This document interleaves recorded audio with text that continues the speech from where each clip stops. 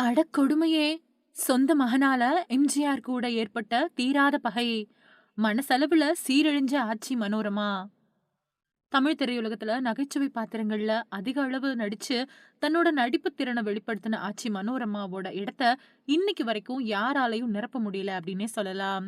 இவங்க 1500க்கும் மேற்பட்ட படங்கள்ல நடிச்சதோட மட்டும் இல்லாம, தென்னிந்தியாவோட 5 முதலமைச்சரோட இணைந்து நடித்த பெருமை கொண்டவங்க. அந்த வகையில அண்ணாதுரை, கலைஞர் கருணாநிதி போன்றவங்களோட இவங்க மேடை நாடகங்கள்ல நடிச்சிருக்காங்க.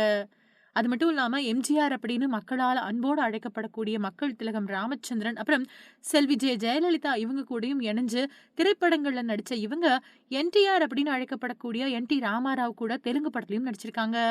தஞ்சாவூர்ல பிறந்த இவங்க வைரம் நாடக சபா நாடகங்கள்ல ஆரம்ப காலத்துல சின்ன சின்ன வேஷத்துல தான் நடிச்சாங்க. அதுக்கு பின்னாடி மஸ்தான் இயக்குன ஒரு சிங்கள மொழி படத்துல கதாநாயகியோட தோழியா நடிச்சாங்க.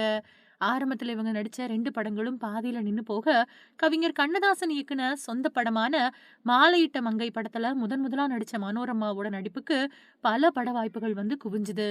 திரைப்படங்கள்ல வெற்றி நடை போட்ட ஆட்சியோட தனிப்பட்ட வாழ்க்கையை எடுத்துக்கிட்டா, கொஞ்சம் கொடுமையானதாவும், சோகமானதாவும் இருக்கும் அப்டின்னே சொல்லலாம்.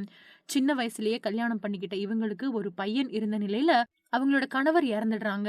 அதுக்கப்புறமா தன்னோட அம்மா வீட்ல இந்த பையன வச்சு கண்ணும் கருத்துமா, பாசமா வளர்த்துட்டு வந்த மனோரமாவுக்கு, அவங்களோட பையனோட நடத்தையின் காரணமா ரொம்ப பெரிய பிரச்சனை ஏற்பட்டது.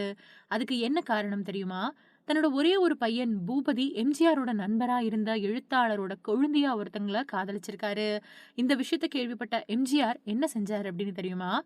உடனடியா ஆச்சி மனோரமாவ கூப்பிட்டு கண்டிச்ச எம்ஜிஆர், ஆச்சி மனோரமாவோட பையன ஒழுங்கா இருக்க சொல்லும்படி கோபத்தோட சொல்லியிருக்காரு.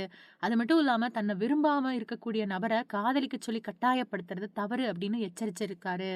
இந்த நிலையில அவங்கள கட்டாயப்படுத்தி கல்யாணம் பண்ண சொல்ல முடியாது. அதனால உன் பையனுக்கு நல்ல இடத்துல பொண்ணு பார்த்து உடனடியா கல்யாணம் பண்ணி வச்சுரு அப்படின்னு சொல்லியிருக்காரு. இதுக்கப்புறமா மனோரமாவோட பையன் பூபதி குடிபோதையில தன் வாழ்க்கைய முடிச்சுக்க முடிவெடுத்திருக்காரு. இதுக்கப்புறமா ஒரே பையன் இந்த முடிவுக்கு போக மனசளவுல ரொம்பவே கவலையோட உருக்குலைஞ்சு போயிருக்காங்க ஆச்சி மனோரமா. அதுக்கு பின்னாடி எம்ஜிஆரோட நிர்பந்தத்தின் பேர்ல சொந்தத்திலேயே பெண் பார்த்து கல்யாணம் பண்ணி வச்சிருக்காங்க. இந்த விஷயத்த எழுத்தாளர் கலைஞர் அவர்களே ஒரு பேட்டியில தம் வாயார கூறியிருக்கிறது எல்லாருக்கும் கடுமையான அதிர்ச்சியை ஏற்படுத்தியிருக்கு. இதுக்கப்புறமா எம்ஜிஆர் ஒரு காதல சேர்த்து வைக்காம மனோரமா ஆட்சிக்கு இப்படி ஒரு மிகப்பெரிய துரோகத்தை செஞ்சதுக்கு அப்புறம் இவங்க இடையில பகை ஏற்பட்டுச்சா அப்படிங்கிற ரீதியிலயும் பேசிட்டு வராங்க.